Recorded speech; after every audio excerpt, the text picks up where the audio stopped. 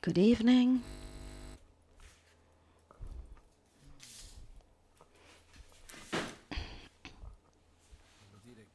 I have to say that it's always an immense joy for me to come here to Milan. Not so much for the love of the city, which I do have. I've always liked Milan, even though I prefer the countryside. But to be here in the center, the Kunpen, it's a place where I received so much. I have wonderful memories of this place. Yeah, let's just say it's a really nice thing to come here. Today, which is the beginning of a new cycle, let's say. I learned this when I came to Italy. Because for me, the year had a beginning. Okay. New year, etc. But in Italy, there's also a beginning. That in September and everything starts again. In Brazil, it's Carnival, but here in September.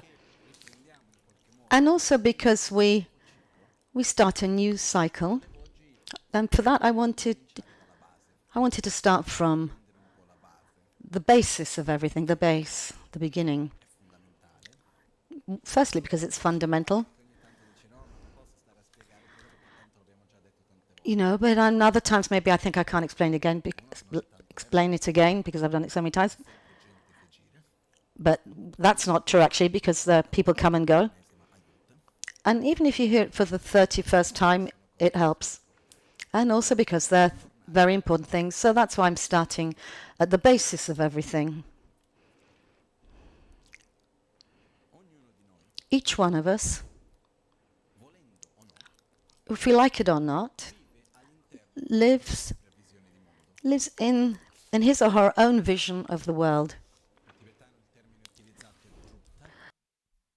Drupta in Tibetan, Siddhanta in Sanskrit. The definition is given us, is defined as that which has total certainty in being. If we look at the reality of where we are, we have a base of presuppositions. Let's say a base of certainties which come from cultural contexts, how we've been brought up, experiences, and so on. And from this, they construct our worldview. It's not that our worldview is so important. No, it's much, much more than that. It determines our choices, our experiences, and so many aspects of our lives. Therefore, on one hand, our worldview of each one of us is the result of our life lived until now. The context in which we were born and brought up. And there's also part of our vision which is influenced by the experience undergone by our ancestors from a genetic and cultural point of view. Even from a genetic point of view, there are certain traumas that are passed from generation to generation. And they're passed from generation to generation. I understand this a bit better. I understand this better since I had a dog, Maitri. So I wondered how a little puppy of 2 months old could knew things already without being taught them. The first day, and I took him to the riverbank in Albagnano. He started to dig the sand to look for the cool of the earth and water underneath. So this is kind of ancestral memory to do something like that at 2 months. And then I asked myself, me, I, myself, are we animals? Yes. If a dog has ancestral memory, so do I. I think we certainly do. But we may look at the dog and say, well, this race, this breed has this and this characteristics, but we too, we have our genetics and different breeds. Or is it only dogs? Or does this have an effect on us as well? But this opened my mind and to see that it was true. I didn't analyze which races were subject to this, that, the other. But I do have a strong influence derived from genetic predispositions and decisions made by my ancestors. As we say, as it said, this breed of dogs, this breed of dog reacts like this because in the past it was subject to this and other conditions. And this is also true of human beings.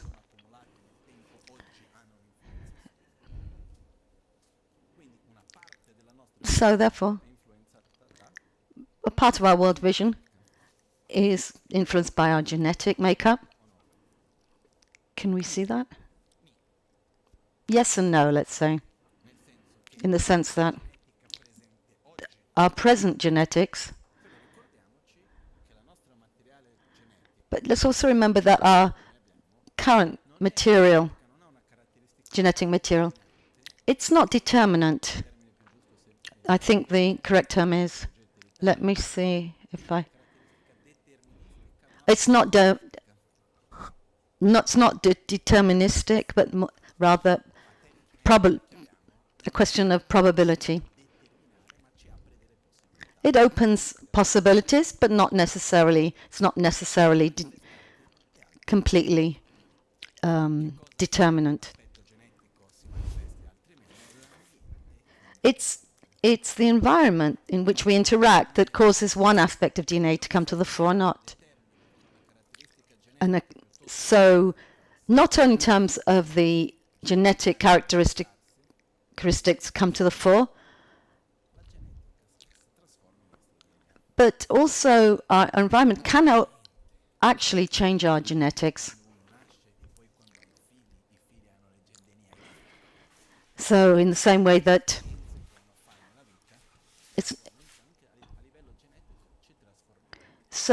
in the sense that when children are born, they don't end up having exactly the same genetics because they have different experiences.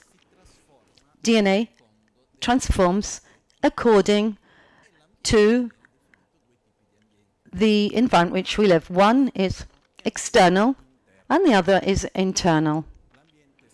The external one has a minor influence on us than the internal one. There's room to sit here if you'd like to come to the front. The external environment. But what is the external environment? What we see, the people around us, the situation that we live, that which we perceive through our senses. The internal one is composed of our thoughts and moreover our emotions. Our internal environment in which we live and which we interact with external one.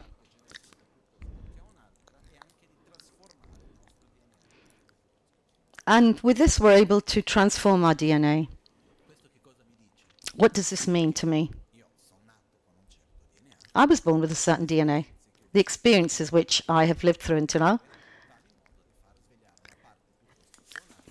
act in such a way as to wake up, reawaken certain aspects of our genetic characteristics.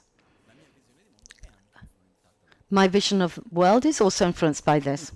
And then we have another part of our worldview is influenced by all the information that we have received until now.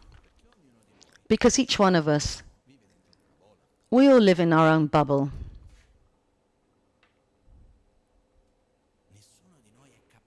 Nessuno is able to perceive that which they can't see. It's hard to think, to realize. When we look at the world around us, we think we see reality. when we're looking at each other now? You can see me, right? What's the answer? What's the... The answer is yes, obviously. And if you ask the person next door if he can see Lama, he'll say yes, but are you seeing the same Lama that I'm seeing? Well, how many Lamas are there? He might answer. There's one. Without analyzing, we see the same thing. But if we were to philosophize a little bit, analyze it just a bit, and if we were to ask each one of you to describe what you see in the description of the person in front of you, how similar would that description be?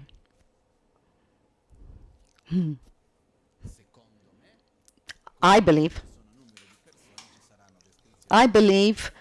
the number of descriptions would correspond to the number of people who were giving that description, the same number, each one with a different view, because each one of us sees the other through his or her own filters. But the strange thing is, it's obvious. It's obvious we can say that you see things through your own filter, but if we think about our expectations,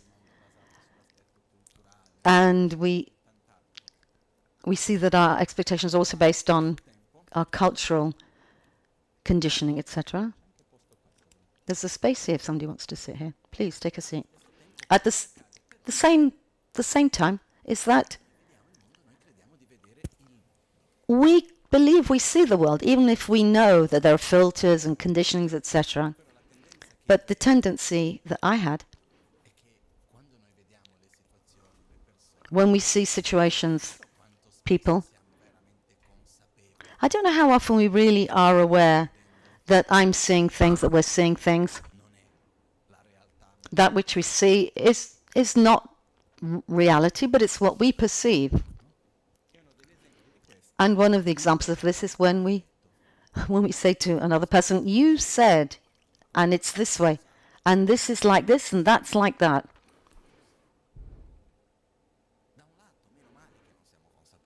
Thank goodness we're not aware of this.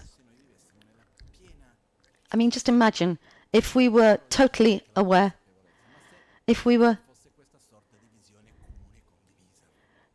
let's just imagine if there was one, if we were totally aware, we'd go around saying, oh, did you see Lama? And the other might say, well, who? Which one are you talking about? Even if I'm in front of you. We do have a kind of collective vision, but at the same time, it's important for us to understand we see the world not only through our own filters and our DNA, also through the filters of all the information received until now. We transform all this bubble in which we live in, and through all this, we create our filter through which we see the world. For example, if I come to you and I talk badly about Devadatta, all right, who knows him? No, he was a terrible person. Originally, he was Buddha's cousin, who tried 5 times to kill Buddha. It's a long story. And for some reason, here we say Tom, Dick, and Harry. In Tibetan, we say Devadatta. But let's say I start talking badly about Devadatta, because he's unreliable, he's a horrible person, because this, he did that, another. And if you should meet him, just keep away from him. Don't. So let's just imagine I talk badly about it for 2 minutes. Quite a long time. But you've never seen him. Let's say 20 years go by, and you meet Devadatta. If you haven't had Alzheimer's in the meantime, are you influenced by preconceptions or not, which I contributed to. And let's just say you don't know anything about him.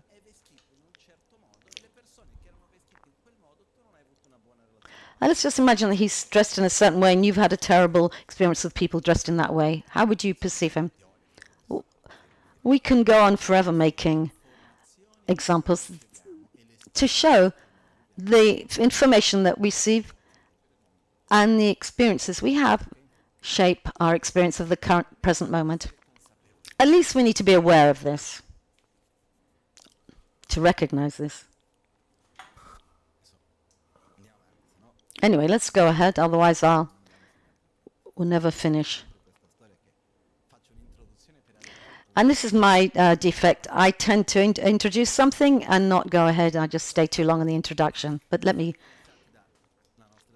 we're influenced by genetics and experiences.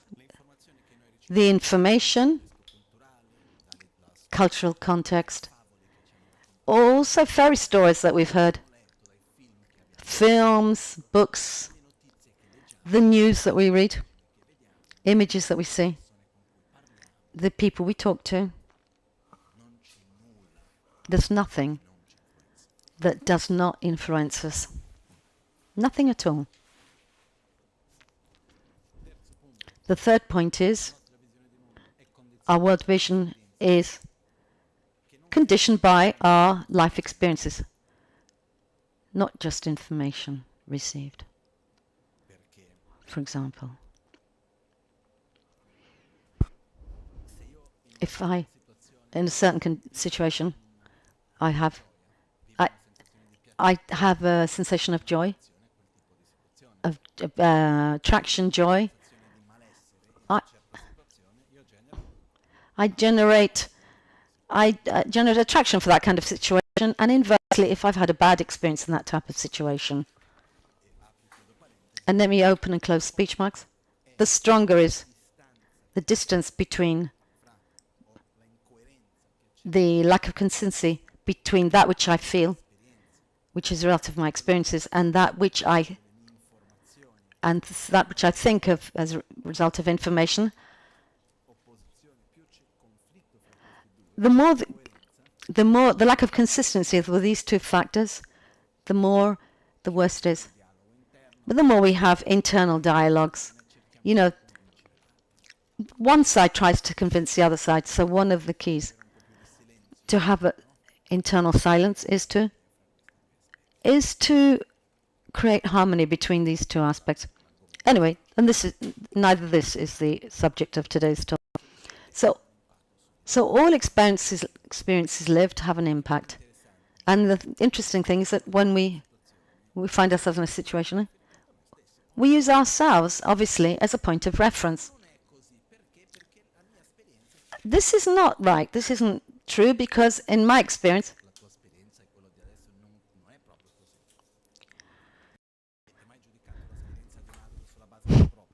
have you ever judged the experience of another person on the basis of your own experiences? Oh.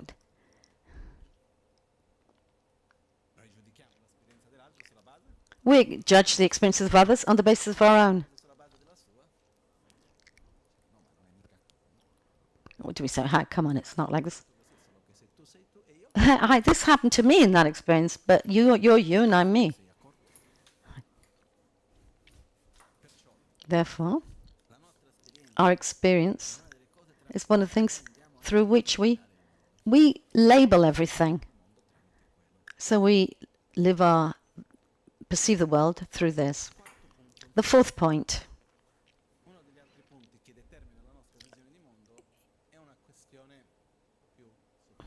It's another more subtle point. It's the predispositions that we have, that we bring with us from life to life, which are called imprints. It's the experience which we live through our 6 senses and our actions. And the more we have, the more imprints they create. So for example, somebody who's a person who's played a musical instrument for such a long time has a certain predisposition for music. Or likewise for somebody who's told lots of lies.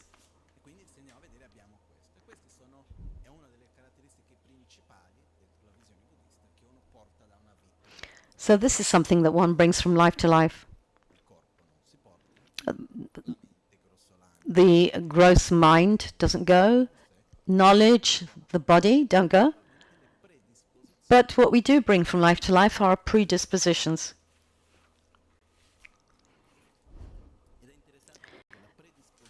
And it's interesting because predispositions, it's very similar to DNA. However, they're distinct, different. And the other thing, which is not usually mentioned, and the first 4 points are usually cited. The 5th one, which is very important, is our mind, the state of our mind in the present moment. Our physical state in the present is a big component in our worldview. For example, obvious cases, if our hormones are upside down, for example, and the view of an adolescent and an old person, apart from the physical strength, there's another difference due to hormones. Even what we eat influences how we see the world. Of all these things, the world vision that we have influences enormously our behavior.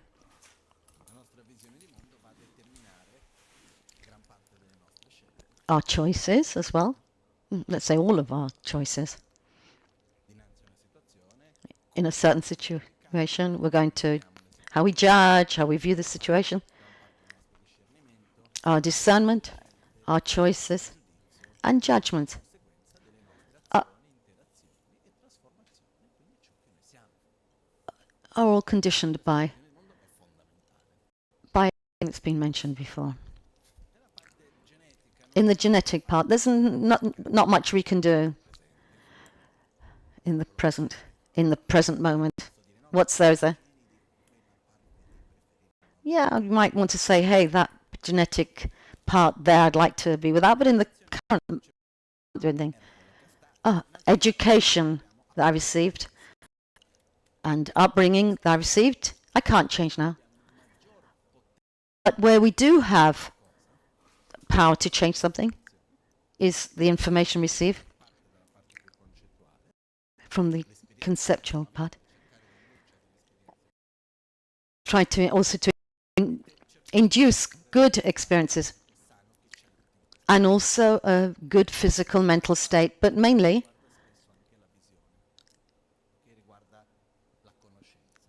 knowledge, our vision. In our world vision, there are 4 questions which are fundamental. 4 points in our daily lives, which we're aware of or not, but we have an answer to. And that determines the choices we have and the way we live. And these 4 points are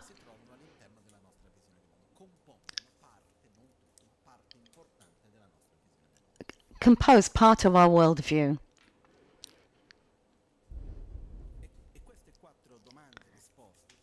And the 4 questions and answers are those which are the 4 noble truths. 4 noble truths, which very often the translations are not very good in my opinion.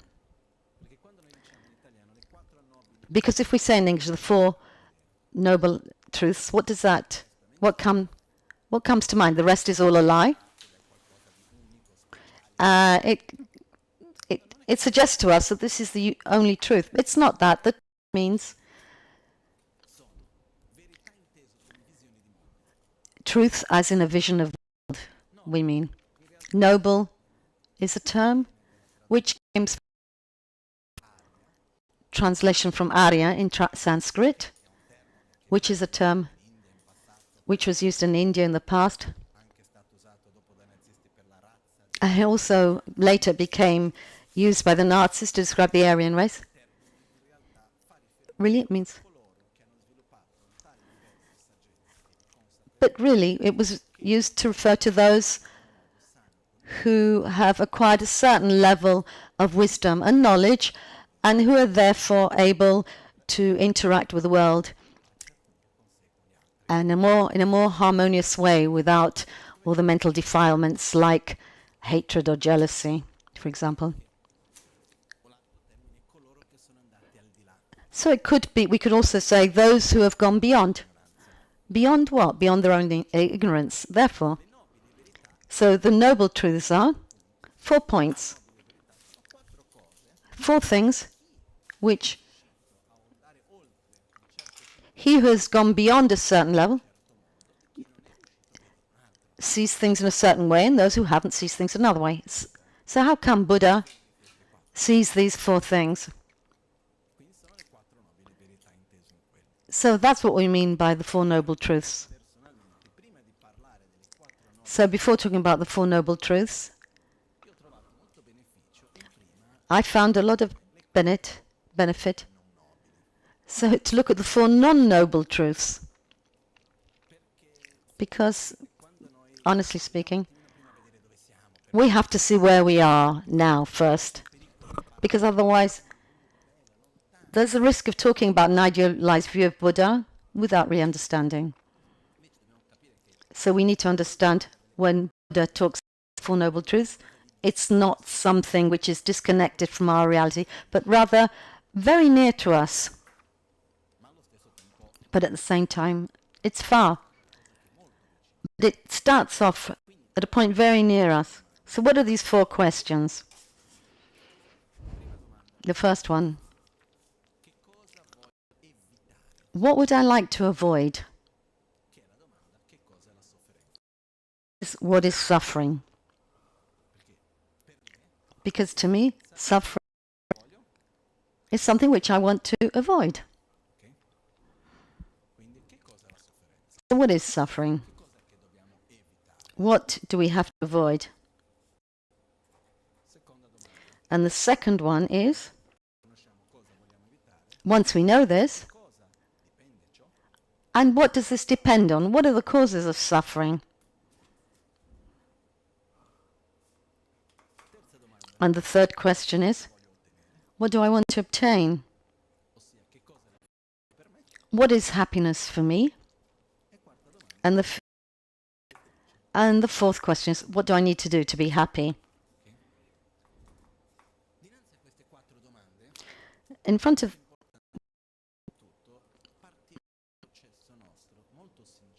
So we need to embark on a very sincere process, not intellectual. Because if I were to ask you what's the causes of suffering and what's happiness, etc., I'd get the answers, which are, it's a bit like copy and paste of stuff that we've heard before, of books that we've read. So certain concepts that we think are interesting. But that's not what I want to know. I need to know where to really put my energy. Because deep I do what I do because I want to do it. It's the same for everybody. At the end of the day, we do what we want at the end of the day. Really, really deep down, what do I project my suffering on? What do I try to avoid? Fortunately, we're very similar. So if you understand one person, you understand everybody more. So we can make a kind of summary, and let's see if you can recognize yourselves in this. It's not exactly the same, but more or less we're like this. Normally, we recognize as suffering that which we want to avoid. Principally, the sensations of unease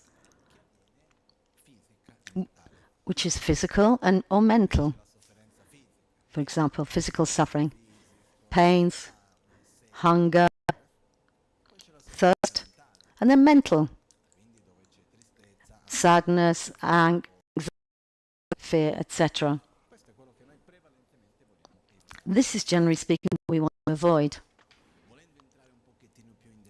If we go more in detail, they're described as there's also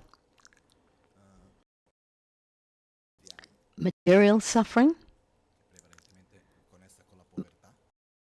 associated mainly with poverty,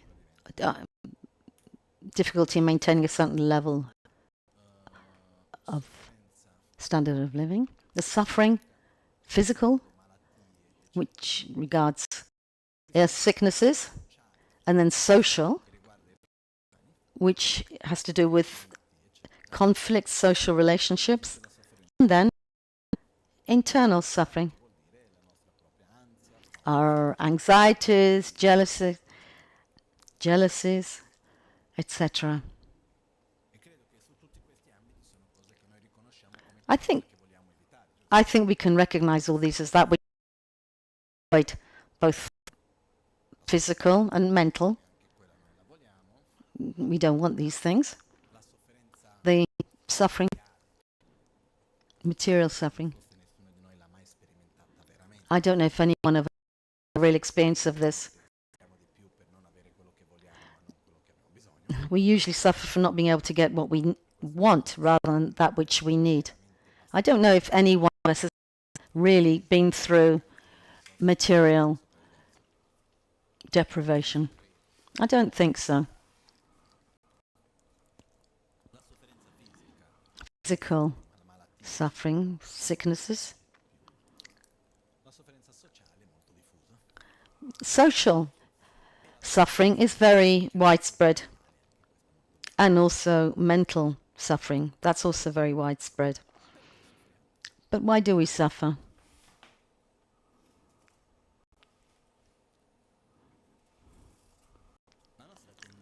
Our tendency, normally, to believe that we suffer, we tend to believe that we suffer from three things.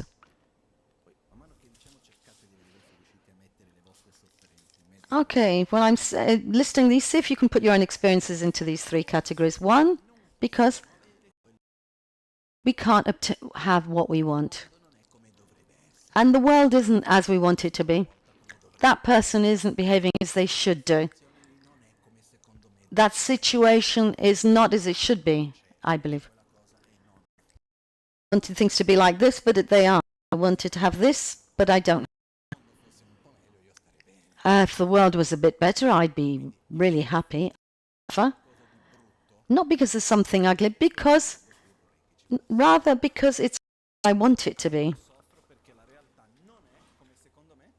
I suffer because reality is not as I think it should be.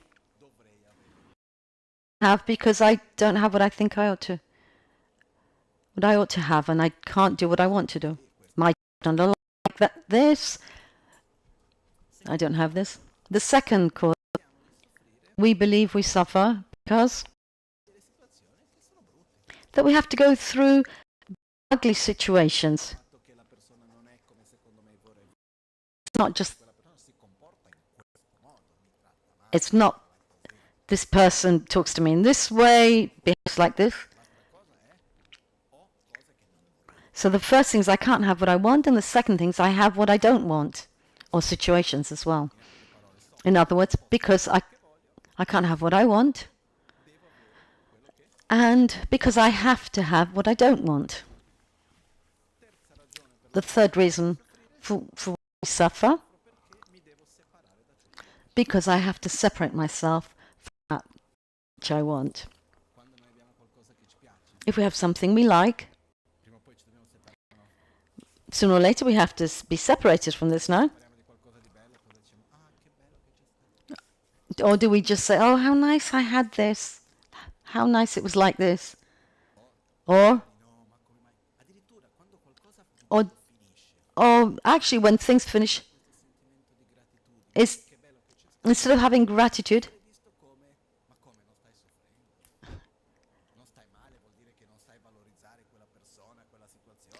In fact, if we see somebody who's grateful, we say, what's happening with you? You don't miss this thing?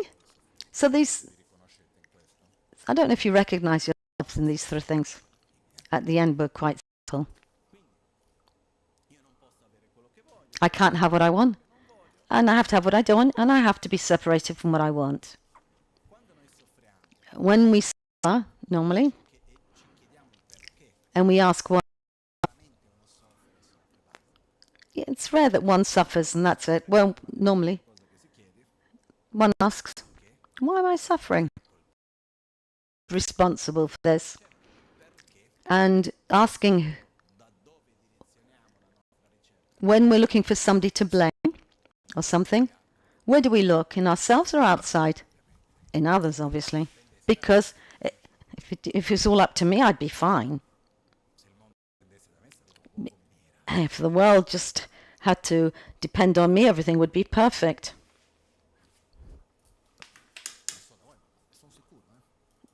Yeah, I'm pretty sure of this. Yeah, and when I do dumb things, it's because somebody else made me do them.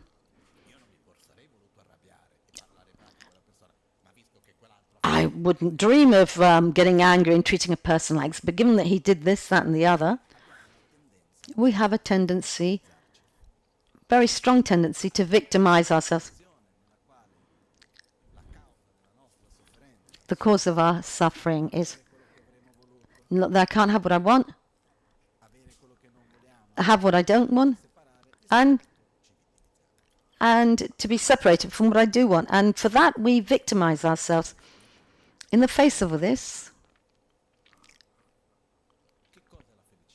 what is happiness? Let's just do we believe we suffer from external or internal factors?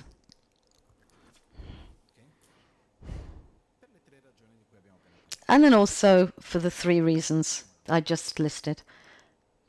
The third question, what do I want? What is happiness?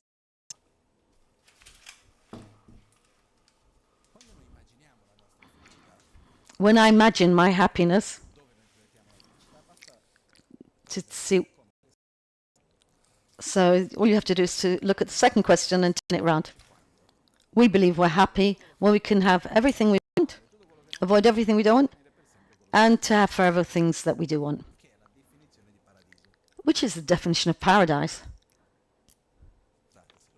I'm sorry if I'm blunt, but hey, that's what we imagine. But why? How come paradise is described completely different in different cultures? For a Tibetan, it would be loads of butter, salty tea, etc. That's a Tibetan idea of paradise. And for somebody from Puglia in Italy, I think it would be a bit different. Good pasta, maybe.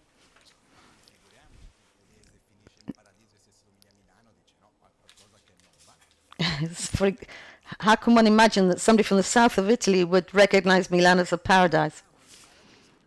When we think of paradise, where I can have everything I want, I can have everything I want, I can avoid everything I don't want, and I don't ever have to separate myself from what I want. That's happiness.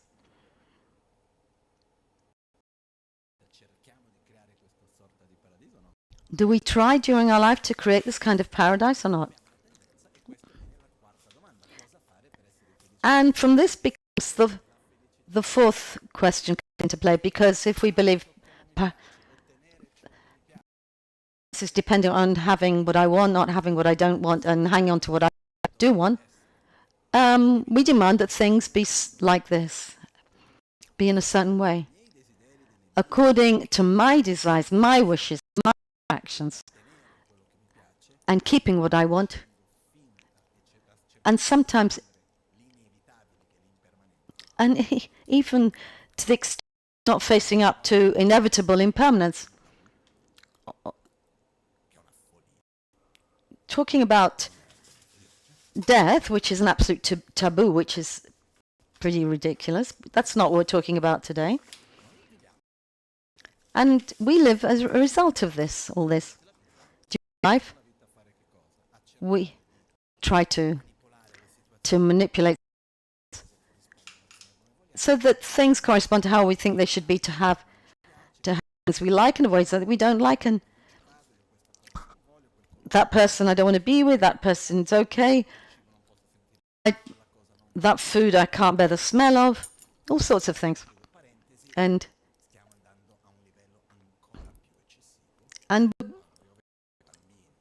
when I see little babies, a demonstration of how even more, ever more in this direction is when I hear people asking 2-year-olds what they want to eat.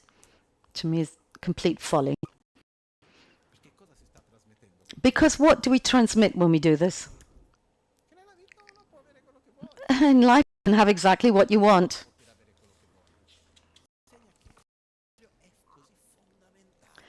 And not only that, it teaches that what I want, having what I want, is fundamental to my happiness. Rather when it's important to discern between what I want and what I need. Easiest way. The easiest way to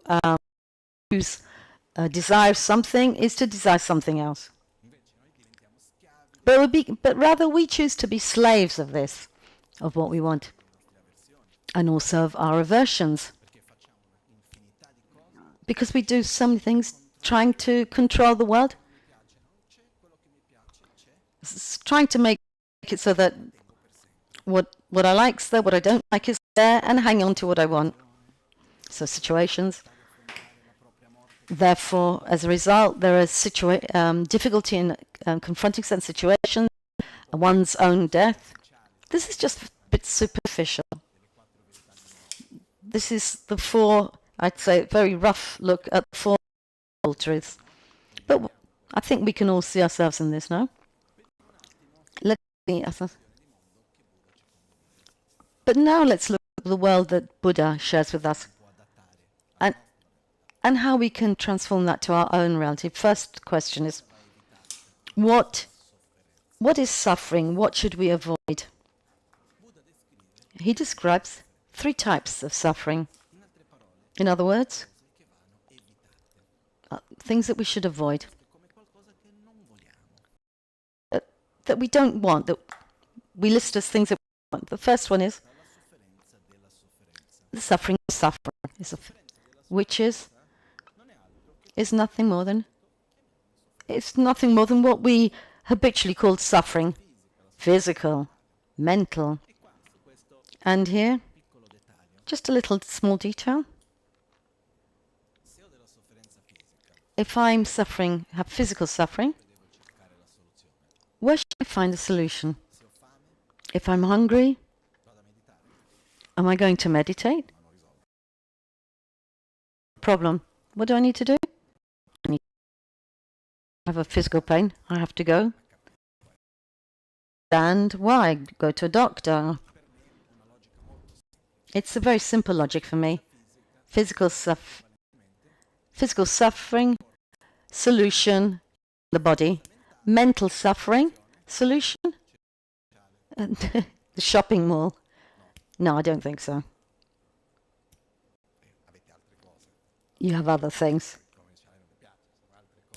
If it's not shopping, something else. But what's our tendency when we have?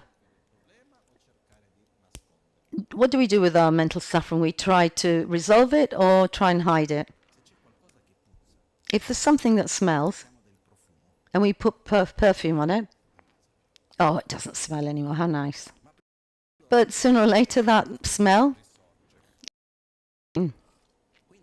therefore, let's imagine something that's really smelly and horrible. There could be so many examples.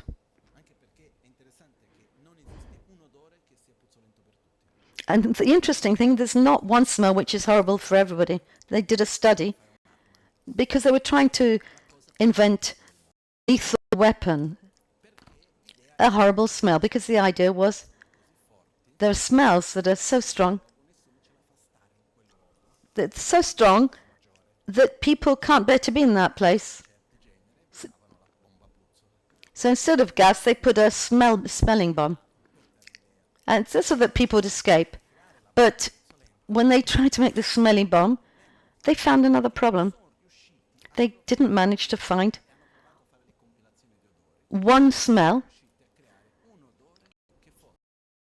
which was really horrible to everybody, because smell is based on experiences. If I smell a smell, I've had an experience of not being well. The next time I smell it, I'll make that association again, and I'll try and avoid it. But let me not get into too many details on this. But let's imagine, everybody think of something really horrible and smelly. Smelling, it's suffering of suffering. What do we do with the smell? We chuck perfume on it, or some paper. We cover it. However much perfume I put on it, sooner or later, the effect of the perfume wears off.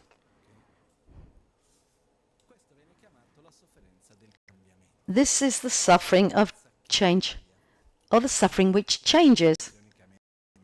I'm keen on this translation, but in essence, this means the fact that when there's a problem, something, it's not in harmony, not balanced,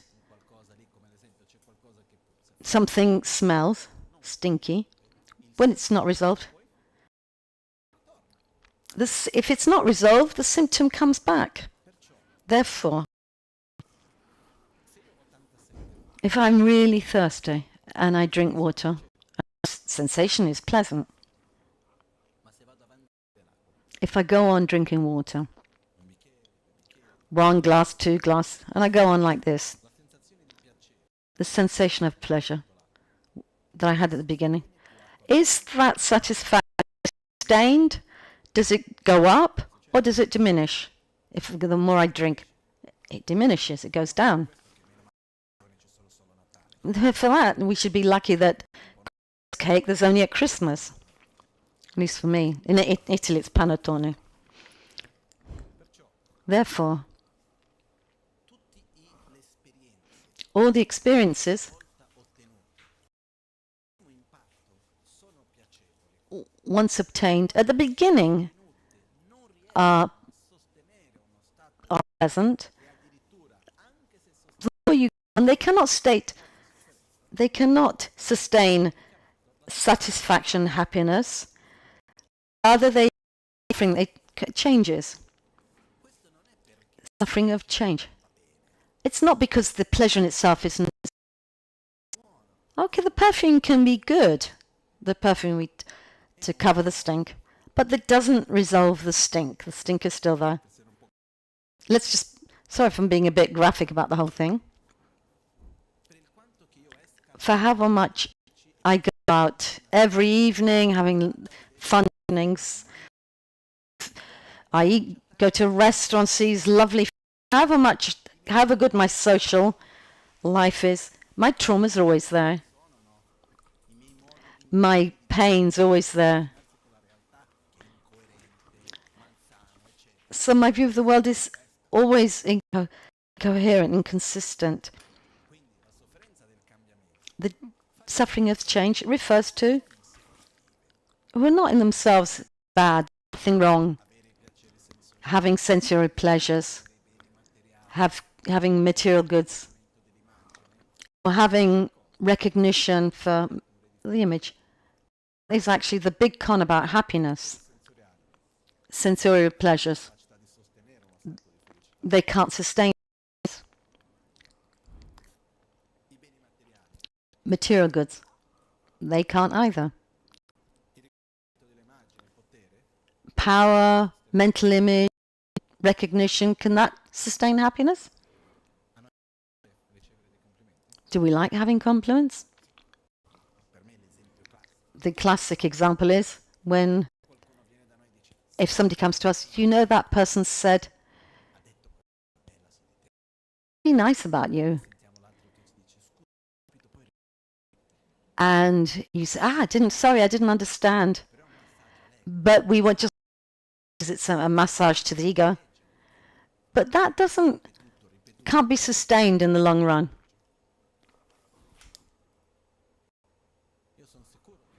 I'm sure that if we come here, to have a race materially,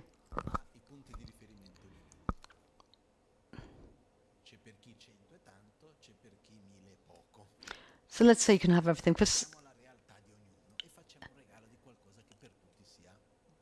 Let's give a present to each one of us that's quite substantial.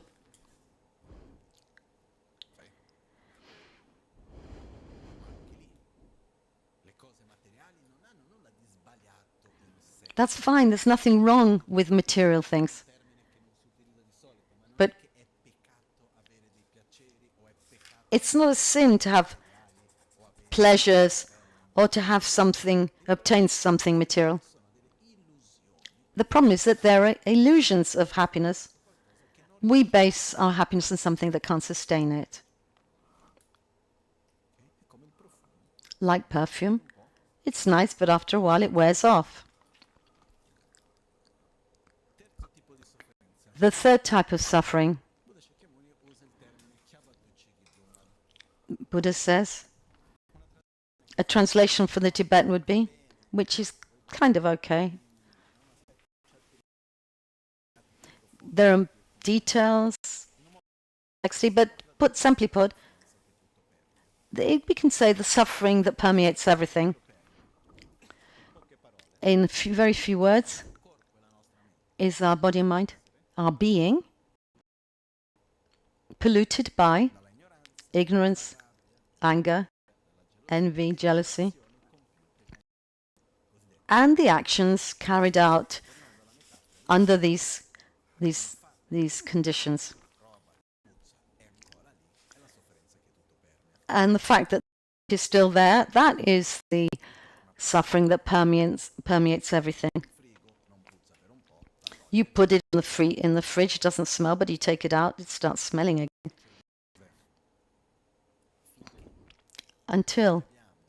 As long as we have an incoherent view of reality,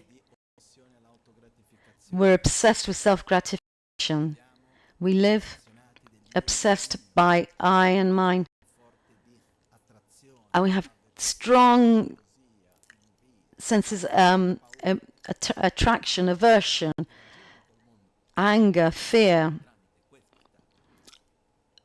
jealousy, and we react as a result of these things. We act on the basis of these emotions. There'll always be suffering.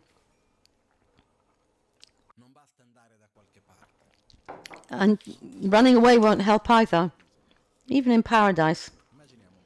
Let's imagine paradise.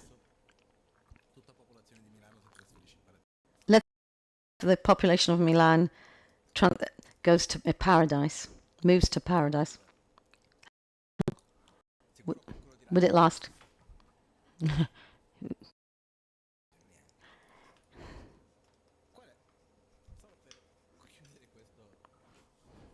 Just to conclude. In the vision in Buddhism, where we talk about a pure land, it's not, which is sometimes called a Buddhist paradise, which is not true. But it's a vision of a world where, with most of the beings there in that place, with an elevated spiritual level. Let's imagine. Let's say I go in paradise, I go to the bar. The person who serves me, who's balanced, loving, and the taxi driver is like Lama Gangchen. Everybody's like Lama Gangchen. But I don't mean, obviously, I'm not talking about physical appearance. I'm talking about internal qualities, where I'm in a context where most people react, beings who react from a state of balance, equanimity, compassion, love. I'm influenced by it. if I go with all my baggage, slowly, slowly I'll adapt. Concept of the Pure Land. Because this planet of us, if it weren't for human beings here, could be paradise, no? For the resources that we have. I think so. It's us who make it so it's not that way. It's not paradise. The suffering is not simply a sensation of suffering. That which we need to evite. What do we need to? Is that which we need to avoid? So it's not just to smother something in perfume. Another metaphor is, maybe it's not so impactful, it's the game, like a seesaw. When we're in a seesaw, that's how you say it, I think, in Italian. When you go up, we have down. So let's see our life as a seesaw. When we're up, hey, it's great. Okay. But when we go down, how to be here, I feel bad.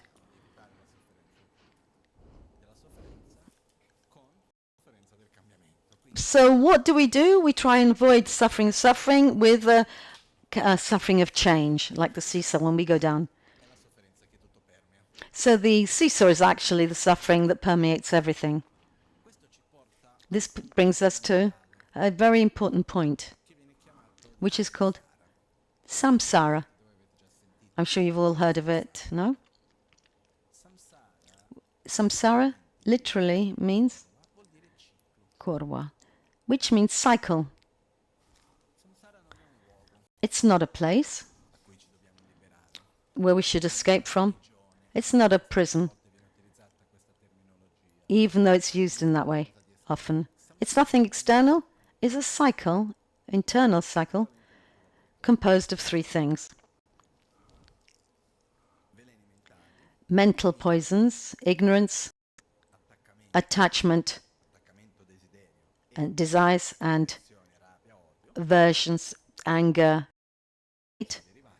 and all the things derived from that, which react to, where we act on these things as a result of this, and then we have the results, and these results cause us to act on the basis of the same mental defilements with the same results. So why do we suffer? The second answer is the same as the first, which is not because we live in a horrible world. It's not because we can't have what we do. We can't have what. If we were to follow this logic as before, it's not true that we suffer because we can't have what we want.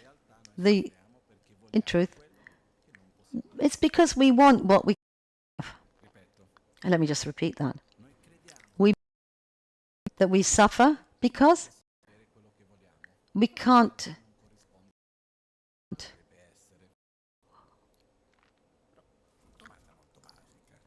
Let me ask you a really simple question. Is it possible to have everything we want? Because there's a very fundamental rule. I mean, the more I have, the more I want. How can I have all I want if our desires are unlimited? So it's an illusion that I suffer because I can't have what I want. I don't suffer because I can't have what I want, but I suffer because I want that which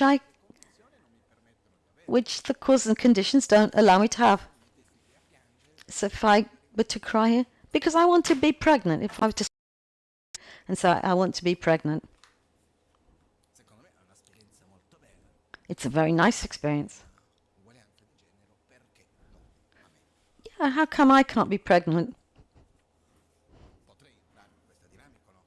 I could get into this dynamic, not? Well, what would you say if I started crying because I can't become pregnant? Have solo one chance. And that would be to die and be born a woman. And then if things go well only, then maybe you could become pregnant. Beyond this, would one say to somebody who has a male body? When I'm talking about this, I know I want to get into the current debates on all this stuff. But if I'm talking about myself, if I want to remain pregnant, you'd say, hey, I'm sorry, you desire something which isn't possible. Or if let's say I want the sun to rise in the west, to set in the west. Because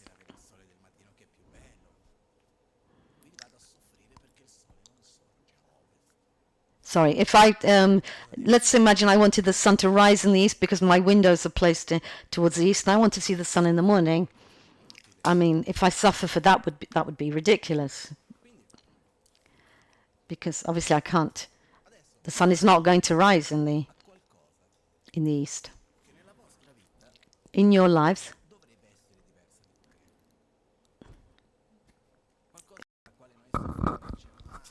there's something that we think this shouldn't be like this. That person should behave like this, and he doesn't. This situation, I suffer because this person's like this, the situation is like this. Do we all have something like this that we consider to be the cause of our suffering? Well, let's just think of one of these things, even though there's a waiting list.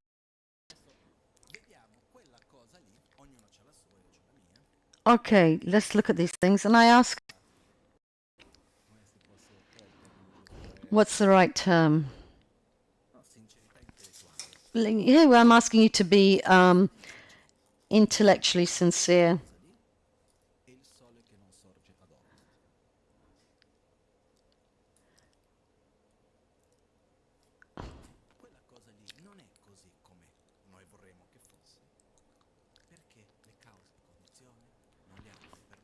So in the case of the sun, this is in the wrong place for us, because we can't influence the causes, but in the present moment, the conditions are set, and we can't. Things are as they are. Therefore, to start crying because things are not as I think they should be, when I understand the complexity of all the variables that bring things to be as they are now, that helps. I don't know if that's clear. I could give you such a long list of things in my life, of things that I prefer to be much different. But what I've seen, yeah, and in my case I have to do so many things and so many people, the list is really long. So what happens is that reality in the current is nothing more than it's the inevitable of the interaction between all the parts, all the factors. It's the law of chaos. From afar, you don't understand everything, but when you see how each factor, element interacts with the other, then you understand why things are as they are. A friend asked me once, how come I survived this accident in an airplane in Brazil, in a small private plane? I had to land without being able to plan where to land, near the Amazonia. Fortunately, where just after kilometers and kilometers of forest, in this forced landing, where it landed, there was a small hill and it jumped, which meant that it jumped above all the cows that were there. And the result was that no damage was done apart from a couple of broken ribs. And with this friend, he said to me after this accident, and so many people asked me, you and your family didn't die because God didn't want you to die.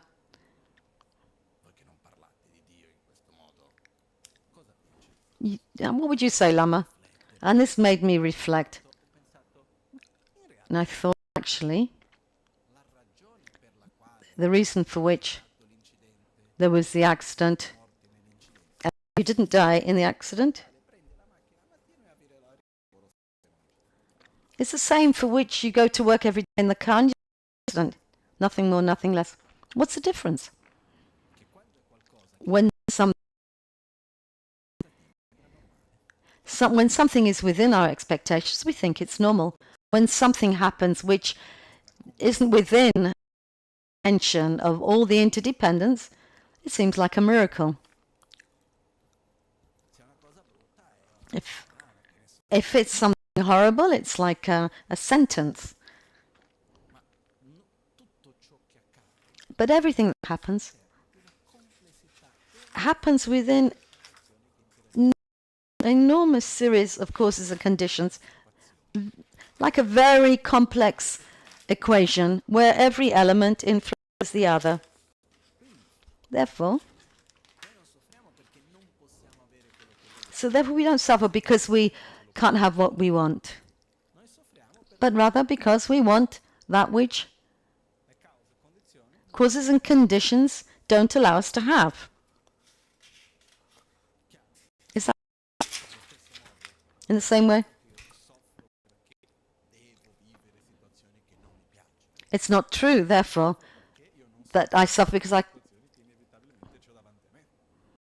I suffer because I have situations in front of me that I don't want. Okay, it's a bit hard to accept, but it's a bit more.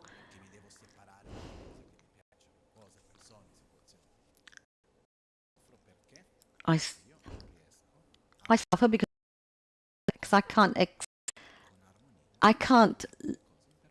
accept, live in harmony with things which are constantly changing, with the impermanence of our existence, not because I can't have what I want. So the first thing is, we live our life in a very incoherent way, inconsistent with reality. We see everything as being distinct and independent. And we live everything through our filters, and everything seems objective and disconnected from ourselves, when rather it's all subjective. Reality, we interact with reality as if it were disconnected, permanent, and independent. And this causes us to see our being, ourselves, as being disconnected and independent from everything else around us, rather than being interdependent. And this brings us, and therefore from that we become obsessed with self-gratification. And therefore we're unable to see anything, whatever being a situation, up beyond the filter of I and mine. What does that bring us? The game. The game, the merry-go-round of attraction and aversion. I have to protect I.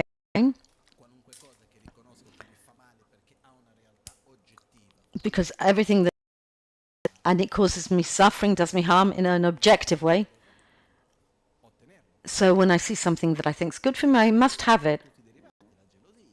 And all the derivations, jealousy, fear, and all other mental defilements. It's not like we're stable and fixed.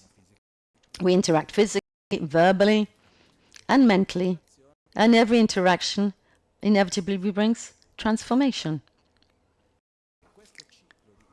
And this cycle of attraction with ignorance, desire, unlimited attachment, rancor, hatred, brings this is to which we react with other resentment, anger, hatred, etc. And these are the causes of suffering. Question. Third question. What's happiness? Is it possible to get out of this cycle? Buddha says yes. Let me be sincere with you, truthful with you. When I started all this, let's say I was 15, 16 years old and started to read and study in depth these things, I was a bit in crisis. I said, well,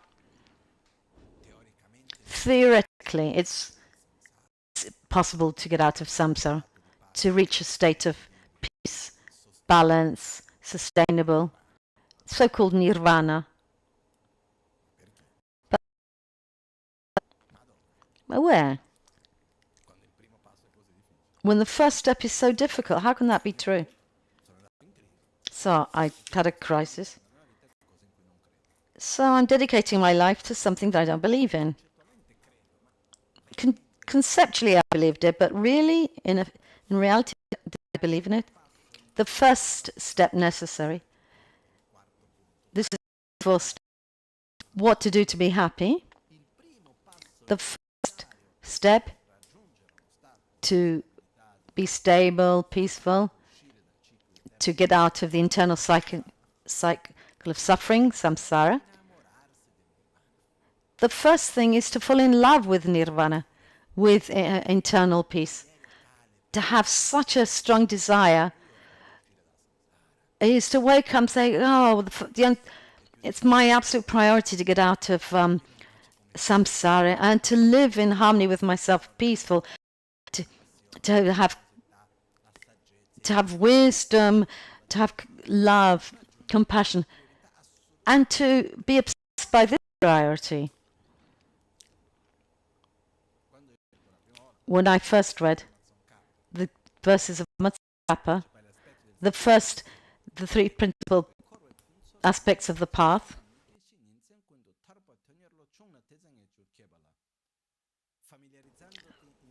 familiarizing yourself in such a way, which means having familiarized yourself with the preciousness of this life, the certainty of death, and the uncertainty of the moment of death, the laws of karma, the Four Noble Truths, just in briefly put. When one has no desire, pleasure in any of the aspects of samsara, for example, the perfume to smell, when day and night one desires most to get out the cycle of suffering, and only then have you achieved renunciation and definite emergence. I asked myself, but how can that be possible? I said to myself, when it's midday, I'm already thinking about eating, and at night time I want to sleep. Is that not so? Or are you thinking about this every moment of day and night?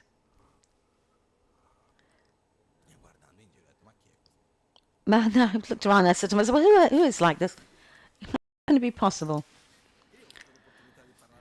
And I was lucky enough to be able to talk to my master, my main master of philosophy, the Dalai Lama and Lama Gangchen Rinpoche.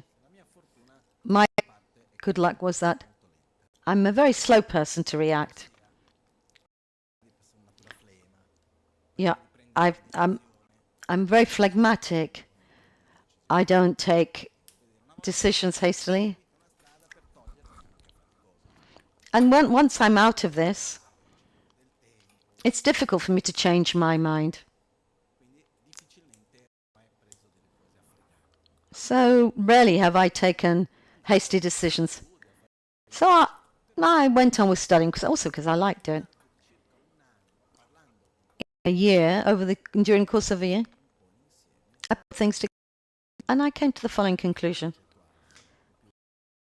Yeah, a bit less conceptual, based more on experiences. First of all,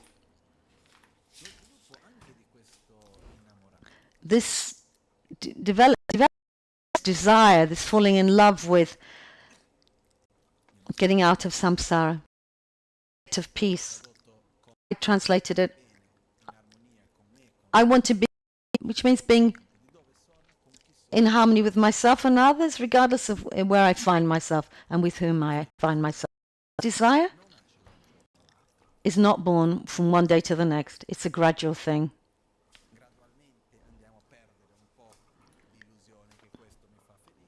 And gradually, slowly, we manage to free ourselves from the illusion that this makes me happy, this makes me... I understand that I don't want the smell, the bad smell. But I have to get dirty, down and dirty. A certain point.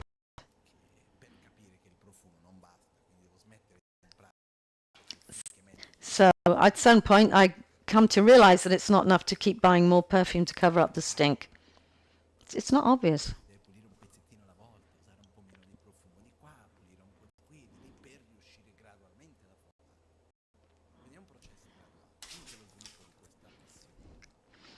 So we develop this slowly. Nurture in Tibet. The certainty of the fact that we can get out of this situation, or called renunciation. But if I say renunciation, what do you think? When sacrifice comes time, but actually it's got absolutely nothing to do with sacrifice. It just means that we come to understand that smothering something in the perfume to cover up the smell doesn't help at all. And there's another way of doing things.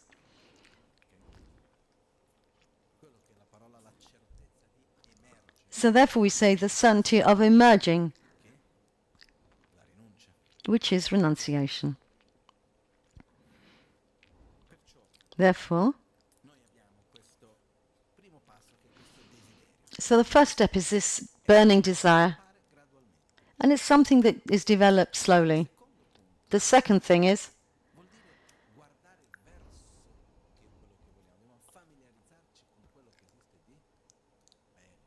so we have to familiarize ourselves with something. The point is to go towards the light, not familiarize ourselves with the shade, with something beautiful, something positive. But however much that the smell is bad, the process of cleaning is in bringing water, cleaning cloths, etc.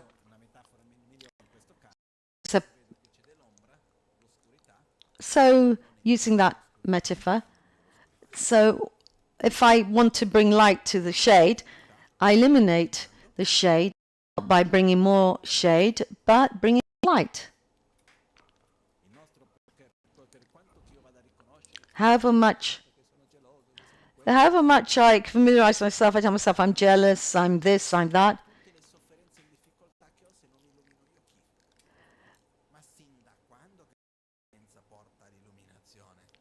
But that's help us. That's not going to bring us towards enlightenment. This is the idea of sacrifice. With all the sacrifices I make for Dharma, if I don't get enlightened, who the hell will?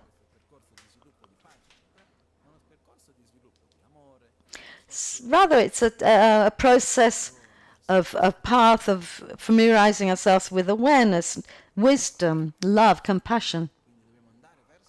So we need to go towards the light. And that doesn't happen from one moment to the next. It happens slowly, gradually, a little bit at the time. And the third point is, my philosophy master, he's the one who convinced me most. And Lama Gangchen spoke to me of the importance of the gradual path in this.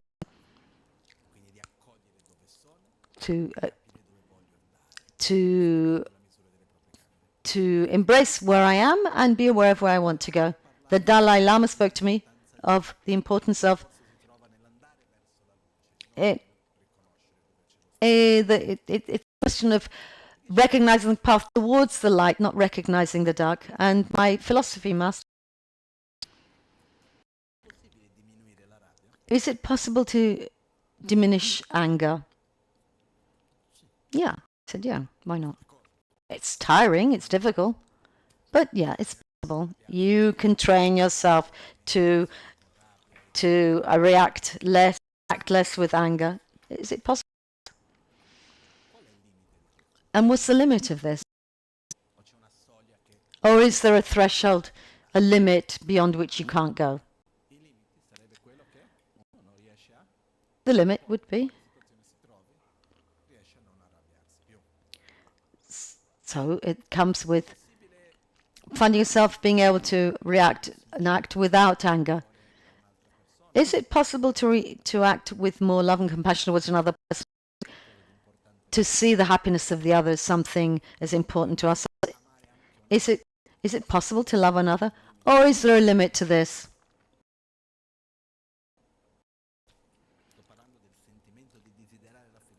I'm talking about the sentiment, the desire of wishing the happiness of the other. Is there a limit? Limit is our own selfishness. But if we expand this vision, if we manage to get beyond,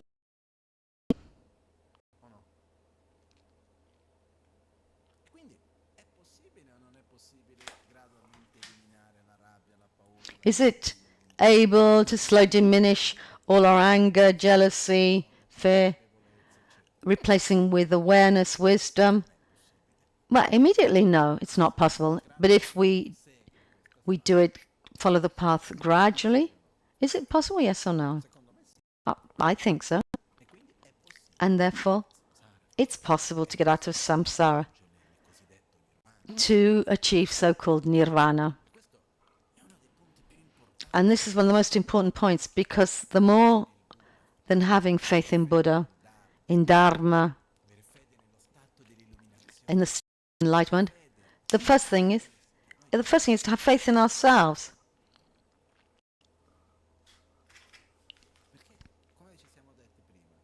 Because as we said before, nobody does something that they don't want to do. And nobody wants what they don't believe in.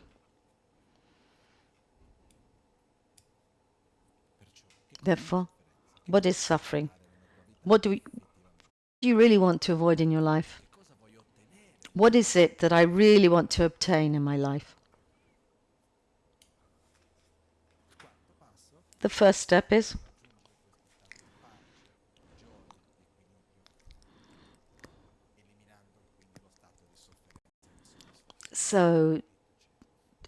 how to eliminate the state of suffering. We open up a whole world, which is called the path, Dharma. But we can summarize in 3 steps. Let's say 3 main pillars, which are called the 3 main aspects of the path, which are inevitable, all 3 of them. The first one is to love oneself. Therefore, desire really the best for oneself, and to have clarity on what is good for me and what isn't, and to have the determination, the desire to abandon that which is bad for me brings me suffering, that's loving ourselves. And here we open up another huge subject. The second is to love others.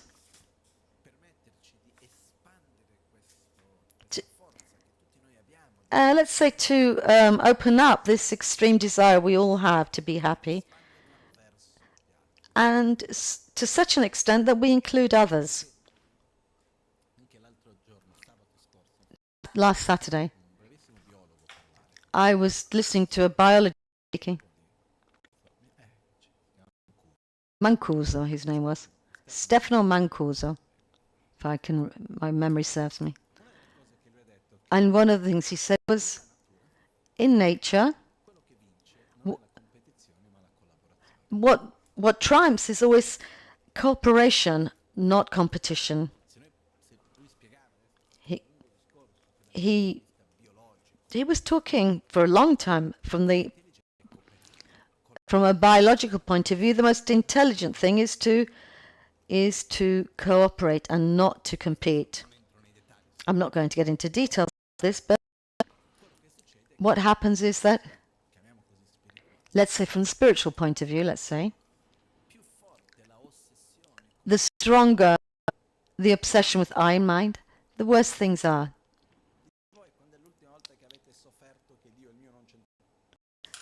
When's the last time you suffered when I and mine weren't involved? I can't find anything. Geshe Chikawa wrote the 7 points of mental training.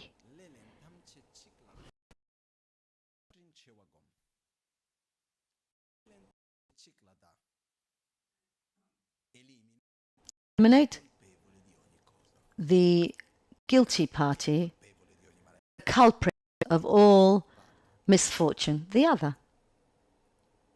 No, obviously not. Oneself. No. Not even that. The culprit is the obsession with gratification. It's often called selfishness. But I think obsession with self-gratification gives the idea more effectively. And from this comes out. Second step is to be able to go beyond one's own self-gratification. The process, the path,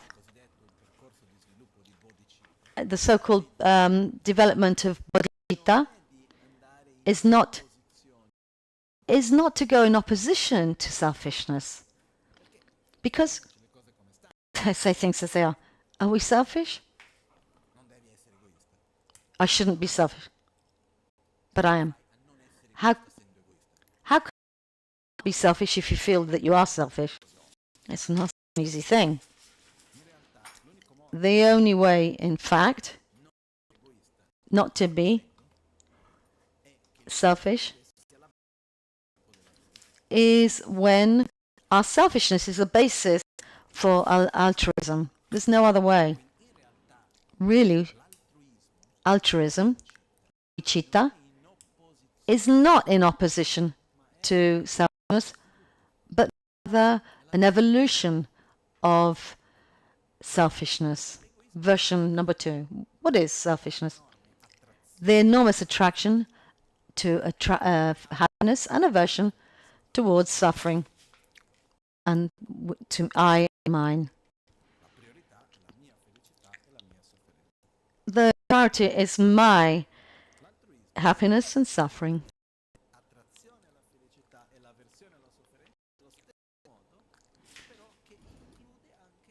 So all it means is that we just need to extend selfishness towards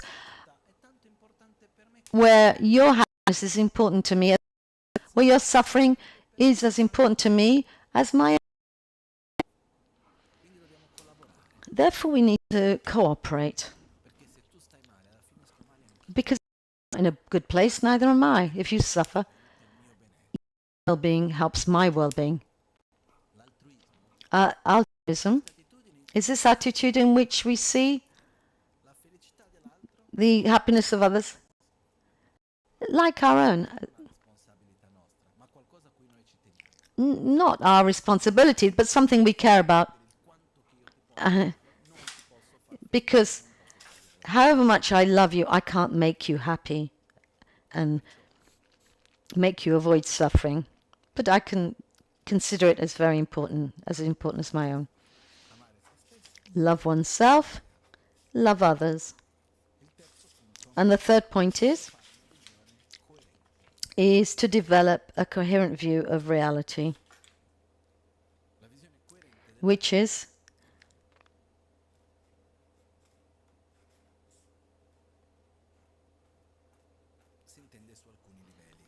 there are certain levels that are understood, which is the antidote to ignorance. Ignorance, the word means avidya in Sanskrit, where a is negation, vid means to see. Means avidya means is not to see. I don't know the exact etymology, but that's in Sanskrit. It means not seeing, being able to see. And there are two types, it said, of ignorance. One seeing, the other of seeing erroneously. Our ignorance in this case, as the main cause of our suffering, is the ignorance is to see things erroneously, where reality appears to us in a way that's inconsistent with how it really is.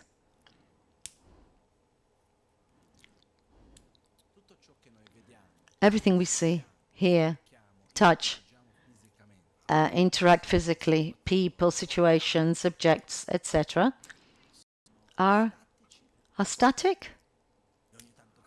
Or every now and again they change? Or are they constantly changing? You don't need a degree in philosophy to answer this. What do you think? They're constantly in transformation. And let's remember, every time there's a transformation.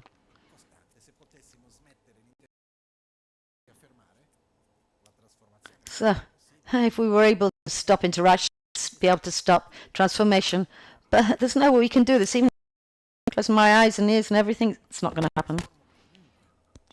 We transform ourselves anyhow, in case whatever we do. So everything's in constant transformation. We see ourselves today. Let's say in a couple of weeks. So, for example, next week I'm not here. A couple of weeks, we meet again. Who do we think we're meeting? The same person or somebody else? Or somebody who's changed? Spontaneously, what do you say? Who do we think we're seeing?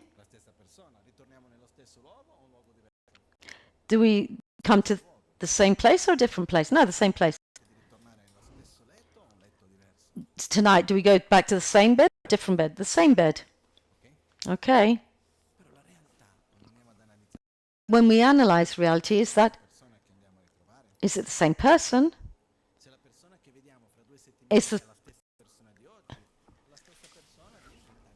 So if that were the case, if he were the same person in 2 weeks' time, it'd be the same person that we met 20 years ago.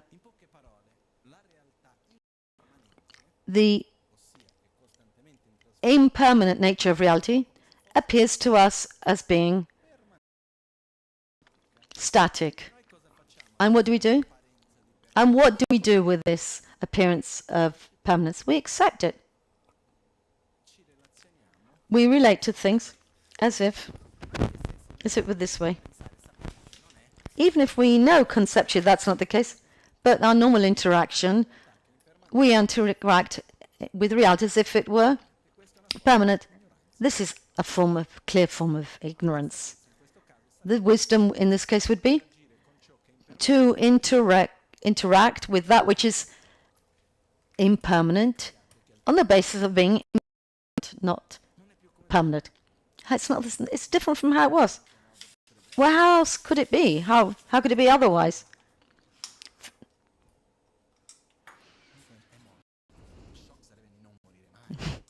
So, oh, he died. The biggest shock would be if he never died.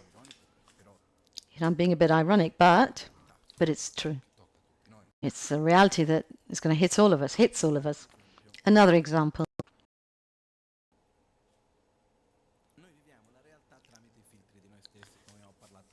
We live reality through our own filters.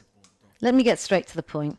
We live in a reality which is objective or subjective?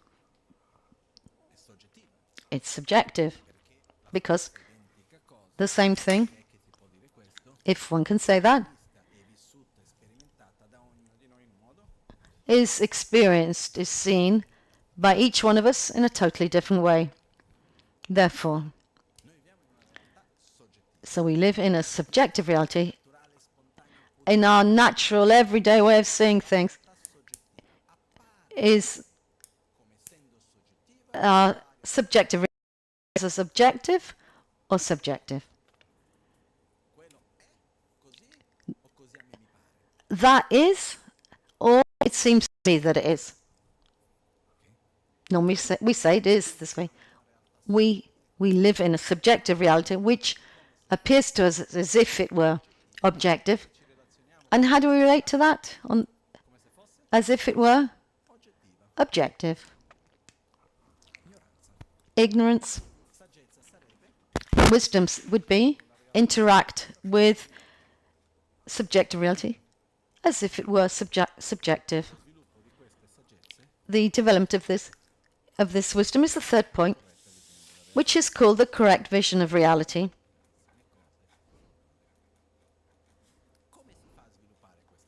And how can one do this? How can one develop this? Let's tell it like it is. Life is brief. We've got millions of things to do. We're distracted, and then we sleep at night.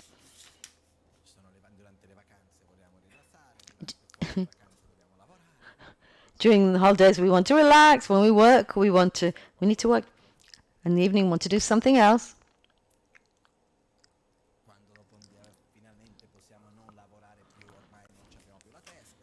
And when we finally don't need to work anymore, we don't really feel like doing it. Or I'm generalizing, but is it more or less like this? And life goes by really quickly. If we hang around waiting for the moment in which this and that will be right, it will never happen. Therefore, what can we do now?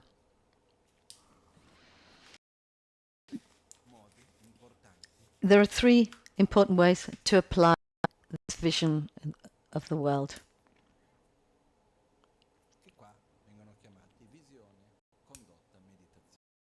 Vision, conduct, and meditation. The vision means study, read, debate, think. It's a kind of procedure. What we're doing, acquiring new information, what we're doing this evening together.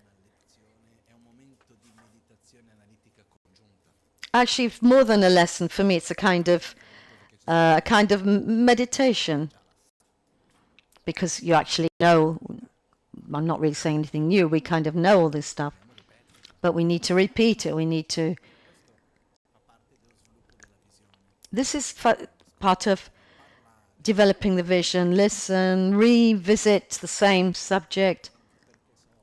Why do I suffer? What do I really want? Go through all the points again and again. Maybe it's a bit boring, but need to be repeated. And it's fundamental that this process be done not only on a conceptual level, but we need to be really sincere with ourselves, honest, intellectual honesty. And then the second thing is conduct. And I have to behave in a way that's consistent with my vision, the way I eat, sleep, work, to have a good time. Live life. My actions, they need to be consistent with my vision. Why do I say as much as possible and not completely? Because if I say to anybody, or myself, if I say to you, first of all, you have to develop the vision and then behave perfectly, you don't even start. Yeah, it's like somebody says, you're Buddhist, you shouldn't get angry. My answer is, I get angry because I am Buddhist. Otherwise, I'd be. Otherwise, for example, if I were a Buddha, no need to be Buddhist, no? Is there to help those who aren't Buddhas, not Buddhas. So of course, I still get angry.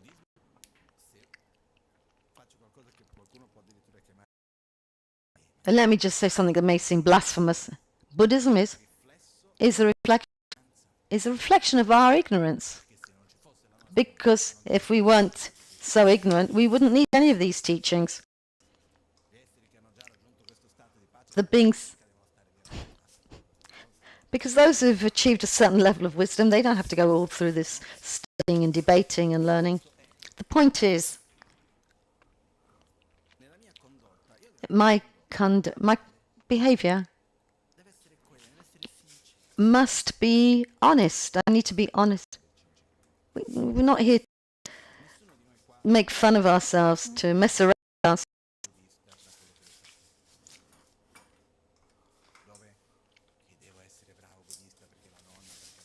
It's not as if I need to be a good Buddhist because grandma says this, that, the other. I was talking to somebody the other day.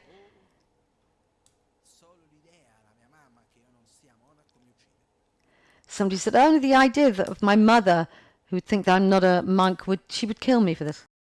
But we're not in that context. The opposite. Here in this world, we're in a different situation. To follow Buddhism, what does it mean? There's no social benefit. There's no social constriction. No economic benefit.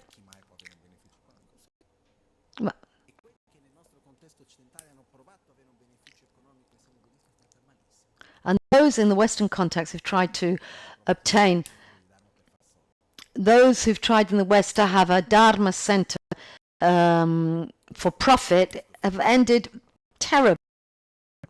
So we're not here to make money. And it's not because it's pleasant, particularly.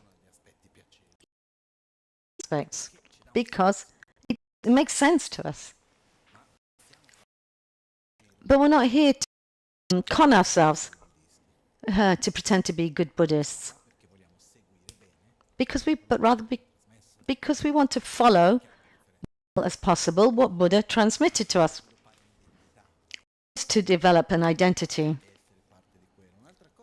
to be part of something, but the thing to put yourself on to look yourself in the face, confront your own darkness, shade, to embrace one. So to apply good behavior to the best of your capacities, in a sincere way, a deep, sincere way. And not too much, what about this, that, and the other? Without excuses as well, because we don't have time to waste. We're going to die soon, even if we have a long life. So there's no time to waste. Therefore, beyond behavior, there's meditation, which means familiarizing ourselves with formal method of meditation, with the characteristics that we want to adopt, that we want to reach in the future. Because I don't know how to say this, but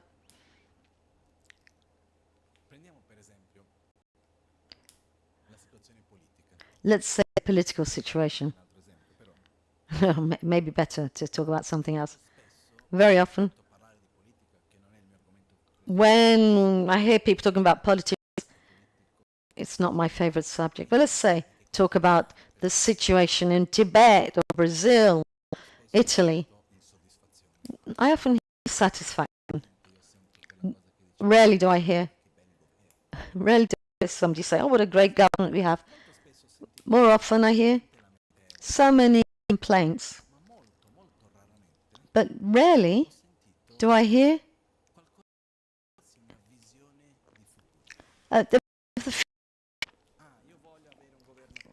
I want to have a government like this.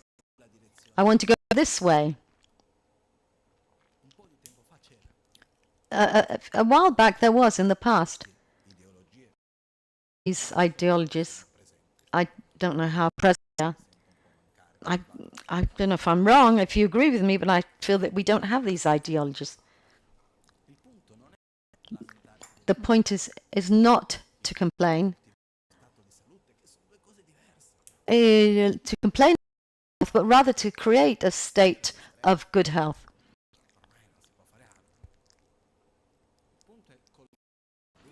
We should cultivate our health system, for example. Also, our own system, let's say, is focused on health or on health or prevention. On the sickness or on good health. No, we eat rubbish until we can't take it anymore, until we fall sick. So we need to have a vision of the future so we can walk along the path. And we can do this. This is part of the path.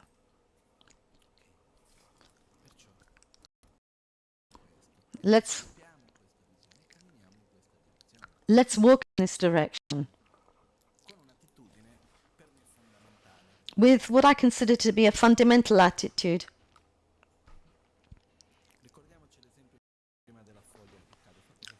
No, I don't think I'm... Okay, this morning, but not today. I gave the example of the leaf that falls. Okay, I was talking to a group of doctors this morning, but... Yeah, I did give the example of the equation. That wasn't this morning. The result of the equation cannot be other than what it is. Is it perfect? Or is it random? Are we sure it's perfect? Do we agree? And life in the current moment is an equation or not? Every number is a result. Every aspect of our life is a result of a certain equation. From experiences, DNA, etc. The life of each one of us. And it's all in all its complexity. Is it totally random or is it perfect? And the one who we don't like, the way he behaves, is it perfect? I know it's hard to say, but it's perfect. Not understood in a way, in perfect harmony. Understood as considering all the causes and conditions. Given the causes and conditions, any other way. That person we don't like can't be in any other way. So here there's a very strong fundamental point. Don't to be in opposition, but to embrace the present, but at the same time to direct ourselves to a future that we want. If I'm selfish, I'm ignorant, I'm angry, I have jealousy, we can make a huge list. But we also have a lot of nice things. That's okay like that. It can't be any other way. So let me just embrace myself with compassion. I'm not here to accuse myself with the finger at myself, how horrible I am. But at the same time, I can look at the future. And I walk towards it. Really? And this, if we're talking about economic situation, relationships, work, everything. Well, I don't like the relationship I have with that person. Hey, too bad. That's the way it is. But what would I like? How would I like it to be? I need to react in a way that's consistent with my view of how I like that relationship to be. Therefore, I ask you, when we talk about the noble truths, the conclusion, if we can give a conclusion, is to direct ourselves towards who we want to be, rather than towards what we want to do beyond what I want to do and have. There are these desires. Let's have a kind of priority list. Who, at the top of the list, who do I want to become as a being, as a person? And therefore, I need to have a path, a lifestyle, which brings me towards that path and not towards that which I don't want to become or be. Okay. These 4 answers. What is suffering? Why do I suffering? What is happiness? And what do I have to do to be happy? We need to repeat it to ourselves, repeat them to ourselves again and again, to kind of reset our direction, keep us on the track. Now we'll make our dedications.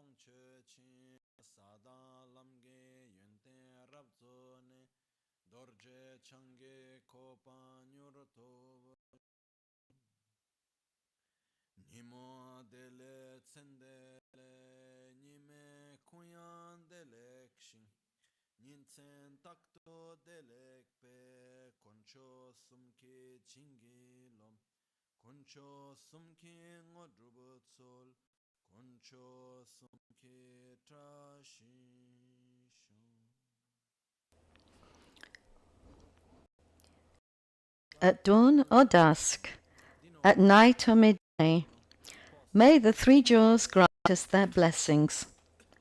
May they help us to achieve all realizations and sprinkle the path of our lives with various signs of auspiciousness.